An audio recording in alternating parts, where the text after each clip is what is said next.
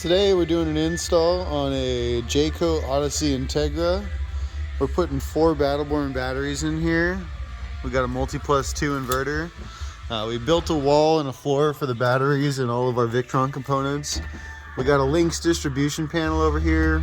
Our solar controller's right there. We're gonna put our shunt is down there, and our main fuse and our switch is gonna go right over there. So on the inside, let's see, we're gonna put our DC-DC controller down here in this compartment. This is where the original batteries were, so we'll just put a distribution point over here to act like the batteries from a 1-aught cable running from our lithiums in the back. We're gonna end up putting the touch screen over here next to the microwave. That's this guy here. That's where the customer has asked for it to go. And our servo is going to be right back over here. That way it gets a better Wi-Fi signal inside of the coach. It's not hidden down below.